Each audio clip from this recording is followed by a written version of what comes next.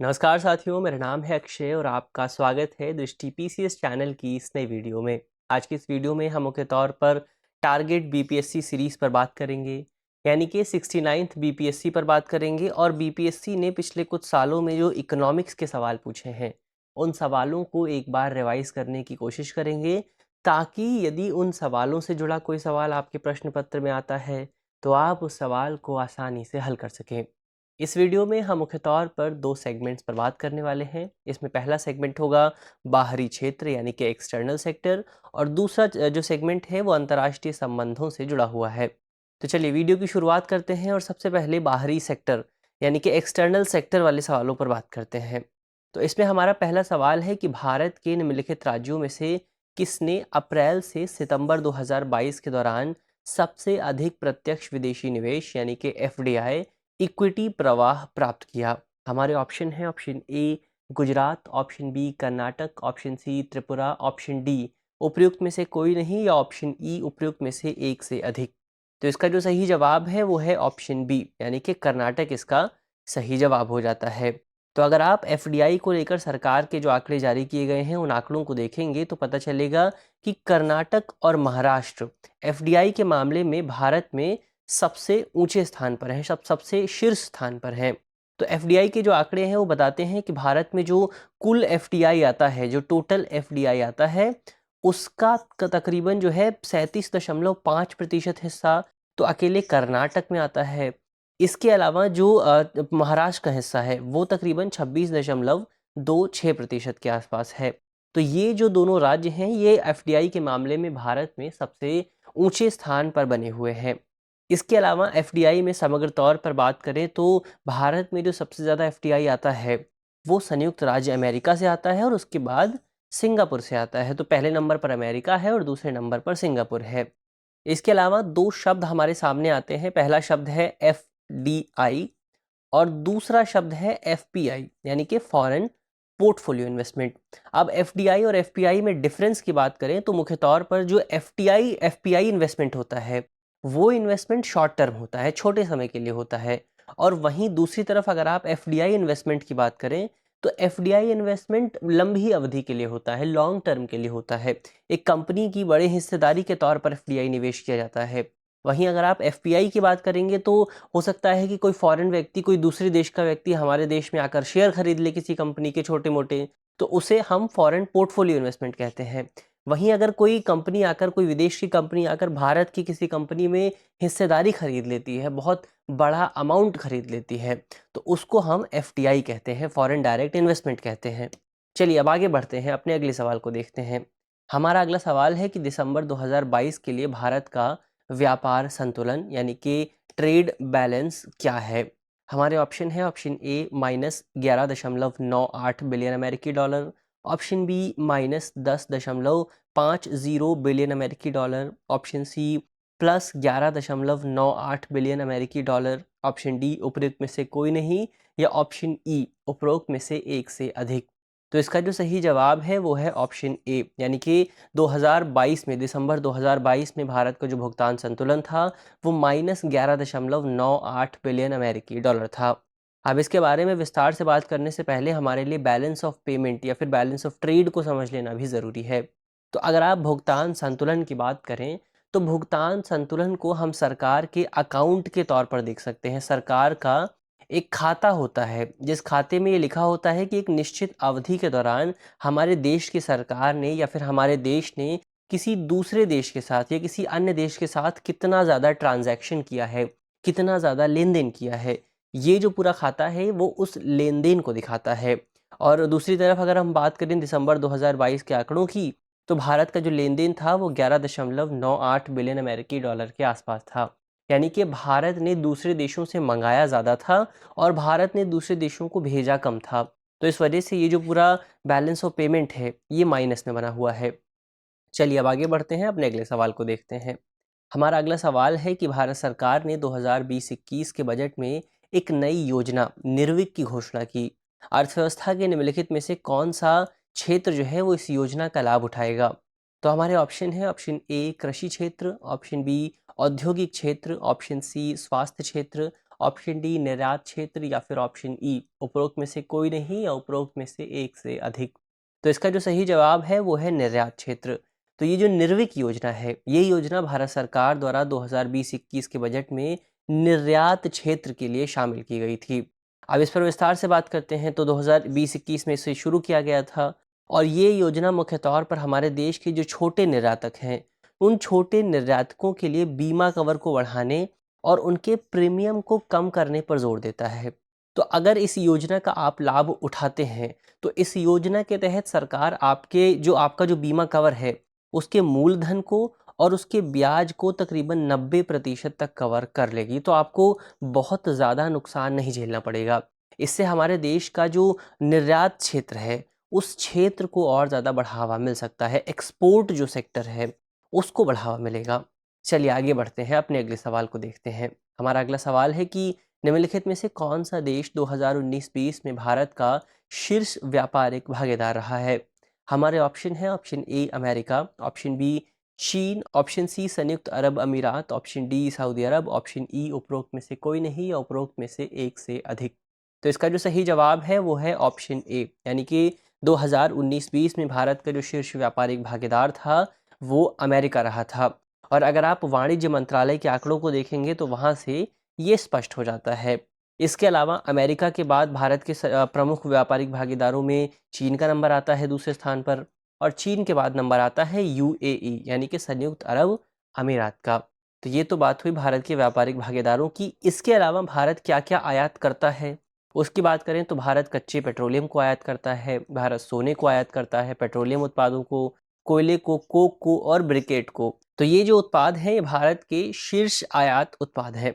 चलिए आगे बढ़ते हैं और अपने अगले सवाल को देखते हैं। हमारा अगला सवाल है कि ईपीसीजी का फुल फॉर्म क्या है? हमारे ऑप्शन है ऑप्शन ए निर्यात संवर्धन उपभोक्ता वस्तुएं, ऑप्शन बी उपभोक्ता वस्तुओं के लिए विनिमय कार्यक्रम, ऑप्शन सी निर्यात संवर्धन पूंजीगत वस्तुएं, ऑप्शन डी ऋण सृजन के लिए विशेषज्ञ कार्यक्रम, ऑप्शन ई उपरोक्त में से कोई नहीं या उपरोक्त में से एक से अधिक। तो इसका जो सही जवाब है वो है ऑप्शन सी, यानी कि ईपीसीजी की जो फुल फॉर्म है वो है निर्यात संवर्धन पूंजीगत वस्तुएं या फिर एक्सपोर्ट प्रमोशन कैपिटल गुड्स। तो क्या होते हैं ये, उसके बारे में बात करें तो ये मुख्य तौर पर एक स्कीम है, export promotion capital good scheme है, जिसे भारत सरकार द्वारा 1990 के दशक में हमारे देश में जो कैपिटल गुड्स होते हैं, जो पूंजीगत वस्तुएं होती हैं, उनके इंपोर्ट को बढ़ाने के लिए जोर देने पर इस योजना को शुरू किया गया था।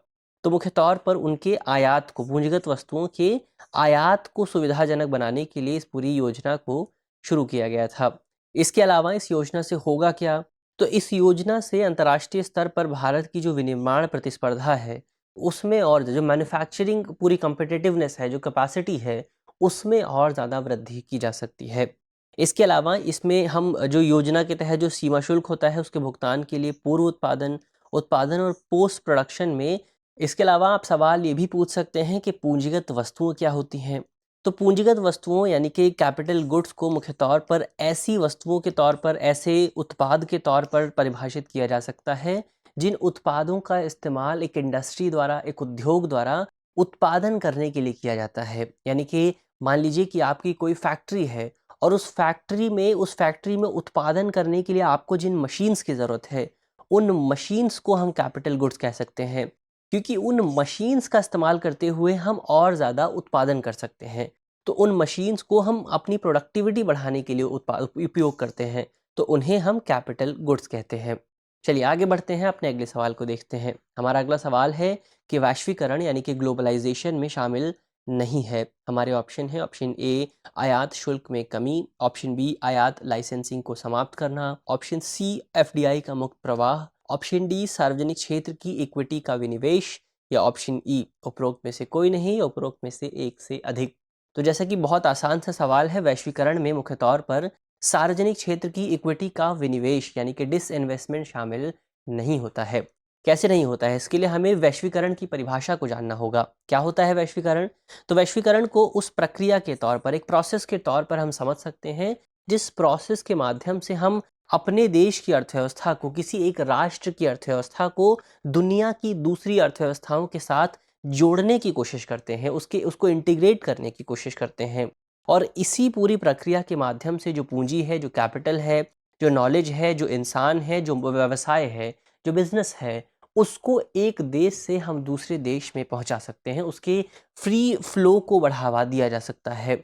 और इसके अलावा वैश्वीकरण किस तरह से आता है उसकी बात करें तो जब किसी देश की अर्थव्यवस्था में उदारीकरण आता है, लिबरलाइजेशन आता है और प्राइवेटाइजेशन आता है, तो इन दोनों प्रक्रियाओं का परिणाम रहता है कि उस देश में अपने आप ही ग्लोबलाइजेशन की शुरुआत हो जाती है। और अगर भारत की बात करें तो भारत में ग्लोबलाइजेशन की जो शुरुआत हुई थी वो 1991 में हुई थी। आपको याद होगा कि 1991 में सरकार की ओर से एलपीजी रिफॉर्म की शुरुआत की गई थी, यानी लिबरलाइजेशन, प्राइवेटाइजेशन, और इसका परिणाम रहा ग्लोबलाइजेशन। तो इन तीनों की शुरुआत भारत सरकार द्वारा 1991 में की गई थी। चलिए आगे बढ़ते हैं और अपने अगले सवाल को देखते हैं। हमारा अगला सवाल है कि भारत में धन शोधन निवारण अधिनियम कब लागू किया गया था? तो हमारे ऑप्शन है, option A 1998, option B 1999, option C 2001, option D 2005, option E उपरोक्त में से कोई नहीं या उपरोक्त में से एक से अधिक। तो इसका सही जवाब है ऑप्शन डी, यानी कि इस पूरे अधिनियम को भारत में 2005 में लागू किया गया था। क्या है ये अधिनियम, इस पर बात करते हैं, इसको समझने की कोशिश करें। तो ये जो अधिनियम है, इस अधिनियम को दरअसल भारत सरकार की ओर से साल 2002 में अधिनियमित किया गया था, इनैक्ट किया गया था, लेकिन इसको लागू जो किया गया वो 2005 में किया गया। अब होता क्या है इस अधिनियम में?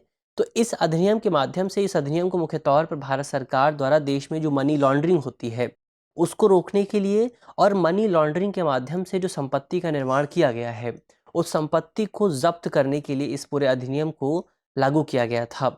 और इसमें जो जांच करने का अधिकार है, जो किसी भी मनी लॉन्ड्रिंग के मामले को इन्वेस्टिगेट करने का जो अधिकार है वो ईडी यानी कि प्रवर्तन निदेशालय, एनफोर्समेंट डायरेक्टरेट को दिया गया है। चलिए आगे बढ़ते हैं, अपने अगले सवाल को देखते हैं। हमारा अगला सवाल है कि भारत का कौन सा क्षेत्र सबसे अधिक एफडीआई इक्विटी प्रवाह को आकर्षित करता है? हमारे ऑप्शन है, ऑप्शन ए निर्माण क्षेत्र, ऑप्शन बी ऊर्जा क्षेत्र, option C automobile sector, option D सेवा क्षेत्र, ऑप्शन ई उपरोक्त में से कोई नहीं या उपरोक्त में से एक से अधिक। तो यहाँ पर इसका जो सही जवाब है वो है सेवा क्षेत्र या फिर सर्विस सेक्टर। इसके अलावा वर्तमान संदर्भ में यानी कि सवाल के संदर्भ में बात करें तो पिछले 2 दशकों से सेवा क्षेत्र जो रहा है वो भारत में सबसे ज़्यादा एफडीआई जो है वो अट्रैक्ट कर रहा है सर्विस सेक्टर में। ख़ासतौर पर जो आईटी सेक्टर है वहाँ पर सबसे ज़्यादा हमें एफडीआई देखने को मिल रहा है। इसके अलावा कंप्यूटर सेवाएं और जो हार्डवेयर सेक्टर होता है वो भी बहुत ज़्यादा एफडीआई प्राप्त करता है। ऑटोमोबाइल सेक्टर, व्यापार और निर्माण उद्योग, ये तमाम सेक्टर्स भी बहुत ज़्यादा एफडीआई प्राप्त करते हैं। चलिए आगे बढ़ते हैं, अपने अगले सवाल को देखते हैं। हमारा अगला सवाल है कि निम्नलिखित में से कौन सा उपाय भारत के भुगतान संतुलन की स्थिति में सुधार करने में सहायक नहीं होगा? हमारे ऑप्शन है, ऑप्शन ए आयात प्रतिस्थापन नीति को बढ़ावा देना, ऑप्शन बी रुपए का अवमूल्यन, ऑप्शन सी आयात पर उच्च टैरिफ लगाना, ऑप्शन डी निर्यात पर उच्च शुल्क लगाना, या फिर ऑप्शन ई उपरोक्त में से कोई नहीं या उपरोक्त में से एक से अधिक। तो इसका जो सही जवाब है वो है ऑप्शन डी, यानी कि आप निर्यात पर बहुत ज़्यादा शुल्क लगाकर देश के भुगतान संतुलन में सुधार नहीं कर सकते हैं। भुगतान संतुलन क्या है उस पर हम पहले ही बात कर चुके हैं कि ये जो है मुख्य तौर पर एक देश का बही खाता होता है, एक देश का अकाउंट होता है, जिसमें ये बताया जाता है कि कोई एक देश दुनिया के दूसरे देशों के साथ कितना ज़्यादा व्यापार कर रहा है, कितनी ज़्यादा ट्रांजैक्शंस हो रही हैं, कितना ज़्यादा लेन-देन हो रहा है। अब अगर आपको किसी देश के भुगतान संतुलन में सुधार करना है, तो आप बहुत सारे तरीके अपना सकते हैं। जैसे कि आप उस देश में आयात प्रतिस्थापन पर ज़ोर दे सकते हैं, जो हमारा इम्पोर्ट सब्स्टिट्यूशन है, उस पर ज़ोर दे सकते हैं, उसको लेकर पॉलिसी बना सकते हैं। यानी कि आप अपने देश में लोगों को ये कह सकते हैं कि जिन चीज़ों को हम आयात करते हैं दूसरे देश से लेकर आते हैं, आप उसका कोई सब्स्टिट्यूट इस्तेमाल कर सकते हैं। यानी कि उदाहरण के लिए मान लीजिए कि हम दूसरे देशों से मान लीजिए बहुत ज़्यादा कॉफ़ी मंगा रहे हैं, तो आप अपने देश में इस तरह की पॉलिसी बना सकते हैं कि आप कॉफ़ी के बजाय चाय पीना शुरू करिए। तो इसकी वजह से, क्योंकि चाय तो हमारे देश में बनती है, चाय पत्ती का उत्पादन हमारे देश में होता है, तो हम इससे ये कर सकते हैं कि लोगों की हैबिट चेंज कर सकते हैं, लोगों को अपनी हैबिट को अपनी सब्स्टिट्यूट करने के लिए कह सकते हैं, ताकि जो हमारा आयात पर खर्च हो रहा है उस खर्च को कम किया जा सके। इसके अलावा आप रुपए का अवमूल्यन कर सकते हैं, यानी कि आपका जो रुपया है उसको डिवैल्यू कर सकते हैं। आप आयात पर बहुत ज़्यादा टैरिफ लगा सकते हैं ताकि लोगों को बाहर सामान भेजने से बेचा जा सके। तो इस तरह के कुछ उपाय हैं, लेकिन उपाय एक जो नहीं है वो है निर्यात पर बहुत ज़्यादा शुल्क लगाना। चलिए अब आगे बढ़ते हैं, अपने अगले सवाल को देखते हैं। हमारा अगला सवाल है कि निम्नलिखित में से कौन-सा एक बॉन्ड है, जिसके माध्यम से भारतीय संस्थाएँ विदेशी बाज़ारों से रुपए में पैसा जुटा सकती हैं, ना कि विदेशी मुद्रा में। यहाँ पर एक चीज़ जो सबसे विशेष है, वो है कि ये जो पूरा बॉन्ड है, ये विदेशी बाज़ार में जारी किया जाता है और आप इससे रुपए करेंसी में पैसे एकत्र कर सकते हैं। हमारे ऑप्शन है, option A corporate bond, option B masala bond, option C नगरपालिका बॉन्ड, ऑप्शन डी शून्य कूपन बॉन्ड, ऑप्शन ई उपरोक्त में से कोई नहीं या उपरोक्त में से एक से अधिक। तो इसका जो सही जवाब है वो है ऑप्शन बी, यानी कि मसाला बॉन्ड को आप विदेश में जारी कर सकते हैं। तो मसाला बॉन्ड होता क्या है?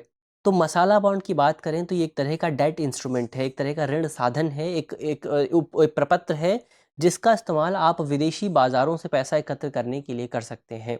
लेकिन इस पूरे बॉन्ड की सबसे विशेष बात ये है कि इस बॉन्ड के माध्यम से आप भारतीय रुपए में, आप भारतीय मुद्रा में धन धन जुटा सकते हैं विदेशी बाज़ार से। तो इसके माध्यम से मुख्य तौर पर हम भारतीय इकाई द्वारा भारत के बाहर जारी किया जाता है इसको, और भारत में पहला मसाला जो बॉन्ड था, वो देश में एक इंफ्रास्ट्रक्चर प्रोजेक्ट था, जिसको लेकर विश्व बैंक द्वारा 2014 में जारी किया गया था। तो ये तो मसाला बॉन्ड की बात हुई और बहुत इंपॉर्टेंट सवाल है। ये सवाल 2 बार आया है, एक बार 60th बीपीएससी में आया है और एक 62th बीपीएससी में आया है।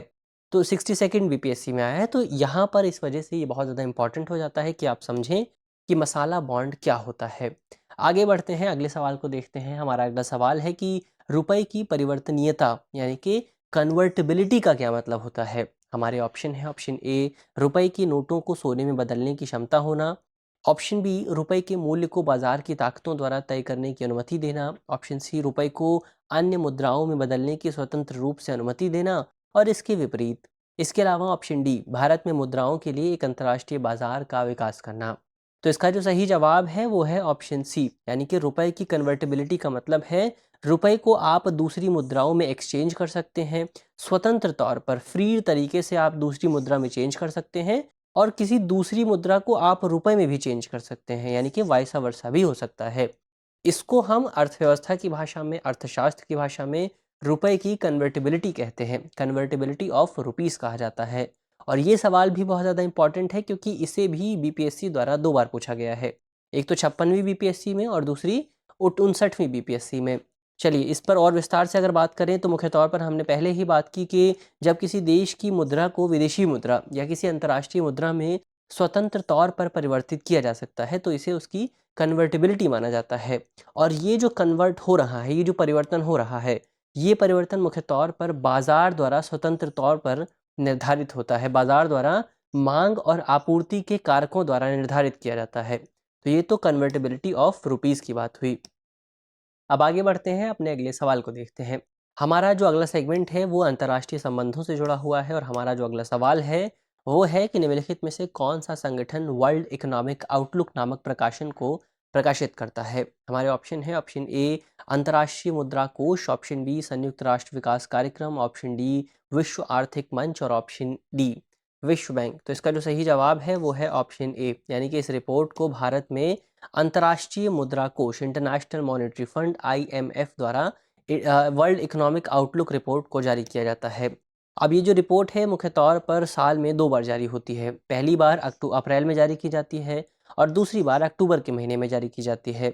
तो अंतर्राष्ट्रीय मुद्रा कोष जो है वो इस रिपोर्ट के माध्यम से मुख्य तौर पर जो आईएमएफ के सदस्य देश हैं, वहाँ पर जो आर्थिक विकास को लेकर नीतियाँ बनाई गई हैं, उन नीतियों ने कितना बेहतर काम किया है, उन नीतियों का क्या परिणाम सामने आया है, इसकी निगरानी करने के लिए, इसको विश्लेषित करने के लिए, इसको एनालाइज़ करने के लिए आईएमएफ द्वारा इस रिपोर्ट को जारी किया जाता है। तो ये जो रिपोर्ट है मुख्य तौर पर वैश्विक जो वित्तीय बाज़ार है, फाइनेंशियल मार्केट है, और जो इकोनॉमिक सिस्टम है, उसके विकास को प्रोजेक्ट करने की कोशिश करता है कि उसका विकास कितना ज़्यादा संभव है। चलिए अब अपने अगले सवाल को देखते हैं। हमारा अगला सवाल है कि मेकॉन्ग गंगा सहयोग 2000 में कहाँ शुरू किया गया था? हमारे ऑप्शन है, option A Laos, option B Thailand, option C Cambodia, option D Bharat, या ऑप्शन ई उपरोक्त में से कोई नहीं, उपरोक्त में से एक से अधिक। तो इसका जो सही जवाब है वो है ऑप्शन ए, यानी कि मेकॉन्ग गंगा सहयोग को साल 2000 में लाओस में शुरू किया गया था।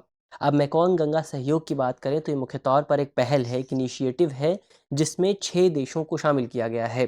कौन-कौन से हैं वो 6 देश? तो इसमें भारत शामिल है, थाईलैंड शामिल है, म्यांमार, कंबोडिया, लाओस और वियतनाम को शामिल किया गया है। और इस पूरी पहल का प्राथमिक उद्देश्य यही है कि इन 6 सदस्य देशों के बीच जो संबंध हैं, उन रिलेशंस को और ज़्यादा घनिष्ठ किया जा सके और ज़्यादा मजबूत किया जा सके। और इसकी जो स्थापना थी वो नवंबर 2000 में लाओस में की गई थी, क्योंकि लाओस में इसका पहला मंत्री स्तरीय सम्मेलन आयोजित हुआ था, मंत्री स्तरीय बैठक का आयोजन किया गया था। अब इस संगठन का आप नाम पूछेंगे कि मेकोंग गंगा क्यों पड़ा? तो संगठन का नाम मेकोंग गंगा पड़ा क्योंकि ये जो 2 नदियाँ हैं, ये इस पूरे संगठन में तमाम देशों की 2 सबसे बड़ी नदियाँ हैं। तो इसी वजह से इन नदियों के नाम पर इस पूरे संगठन को बुलाया जाता है। चलिए आगे बढ़ते हैं और अपने अगले सवाल को देखते हैं। हमारा अगला सवाल है कि निम्नलिखित में से कौन सा नाफ्टा से जुड़ा नहीं है? हमारे ऑप्शन है, option A Great Britain, option B Canada, option C Mexico, option D America और ऑप्शन ई उपरोक्त में से कोई नहीं या उपरोक्त में से एक से अधिक। तो इसका जो सही जवाब है वो है ग्रेट ब्रिटेन, यानी कि ऑप्शन ए यहाँ पर सही हो जाता है।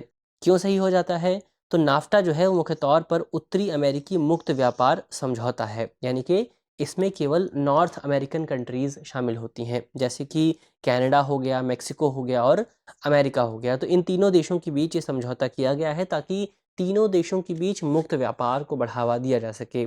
और इसके अलावा इस पूरे समझौते को उत्तरी अमेरिका में एक त्रिपक्षीय ब्लॉक के तौर पर 1994 में इस पर हस्ताक्षर किए गए थे और साल 2020 में इस समझौते के स्थान पर एक दूसरा समझौता आया था, एक दूसरा एग्रीमेंट आया था, जिसका नाम था यूएस मैक्सिको कनाडा एग्रीमेंट समझौता।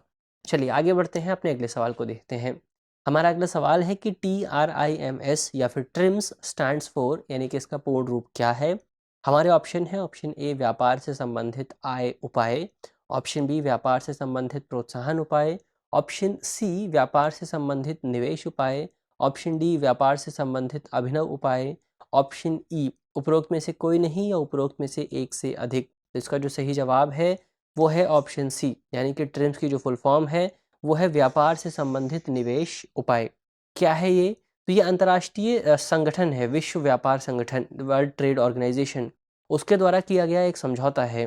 जो समझौता मुख्य तौर पर वैश्वीकरण को बढ़ावा देने पर जोर देता है और फेवरेटिज्म को कम करने की कोशिश करता है, प्रोटेक्शनिज्म को कम करने की कोशिश करता है।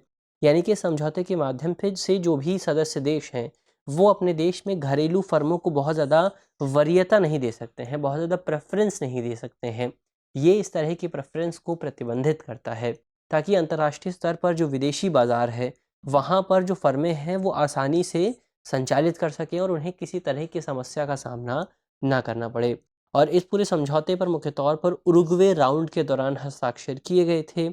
और ये जो पूरा समझौता है, ये मुख्य तौर पर व्यापार, वस्तुओं के मामले में लागू होता है। जब जहाँ पर जो व्यापार है, वो वस्तुओं के मामले हो रहा है, यानी कि सर्विसेज़ पर इसे लागू नहीं किया जा सकता है।